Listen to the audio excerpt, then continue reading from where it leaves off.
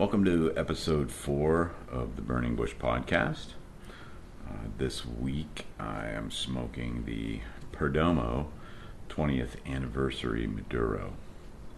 I'm smoking the Toro size, which is it's called an Epicure. It's a Toro size 6x56.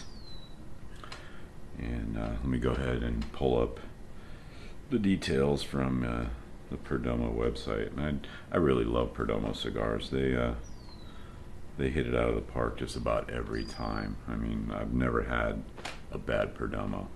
Nick Perdomo and his team really have it nailed down.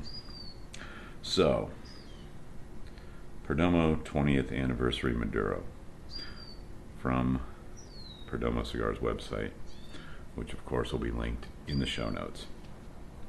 The Perdomo 20th Anniversary Maduro has decadent 8-year-old Cuban seed Nicaraguan Maduro wrappers that are bourbon barrel aged for an additional 14 months to ensure the rich, sweet flavors pair perfectly with the higher priming Cuban seed Nicaraguan binder and filler blend that offers a balance of semi-sweet notes of chocolate and espresso on the finish. The wrapper is a Nicaraguan Maduro, and binder and filler are both Cuban seed Nicaraguan.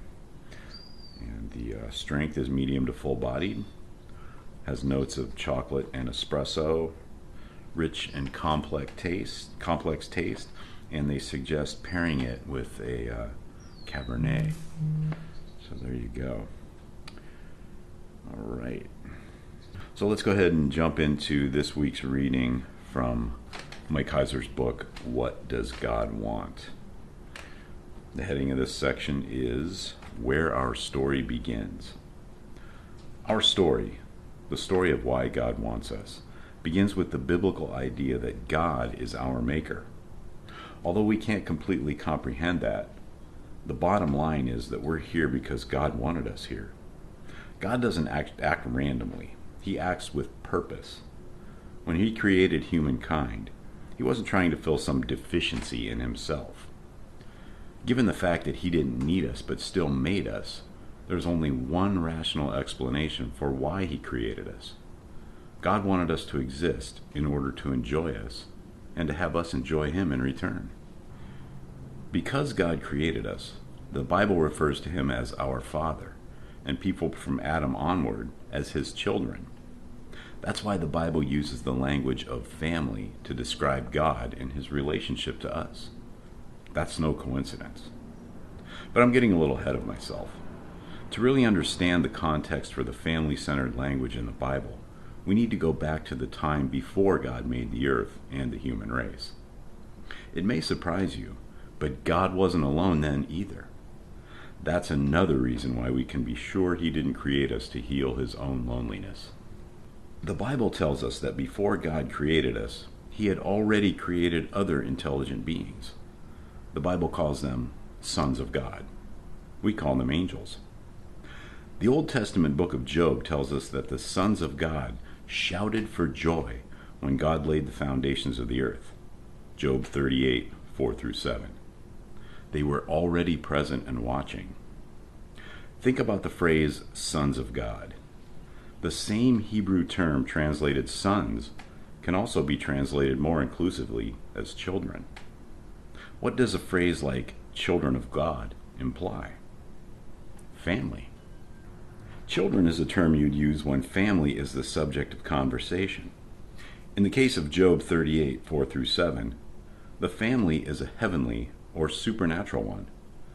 God is father to the intelligent beings he creates in the unseen realm. The fact that God already had a supernatural family helps us understand his motivation for the creation of Adam and Eve, the first humans in the Genesis story.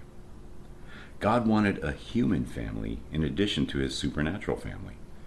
Incredibly, the story of Eden tells us God wanted his two families to live together in his presence. This means that, just like the angels, humans were originally created fit for the presence of God himself. But how do we know all that? There I go again. Let's take a look. The first book of the Bible, Genesis, begins with creation. God had done a lot of creating by the time the story gets to people, Adam and Eve.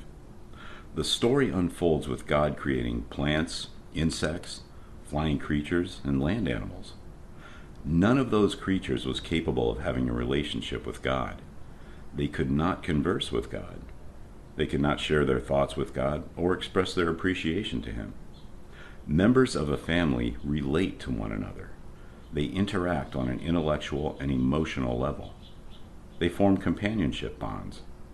As spectacular as plants and animals are, they couldn't play the role of children. They weren't family. That's what God really wanted. He needed to create something like Himself. And that'll do it for that section of What Does God Want by Michael Heiser, which I'll have linked in the show notes below, along with the information on the cigar that I was smoking today. So until next time, I hope you come back and join me. Have a great day, have a great cigar, and God bless.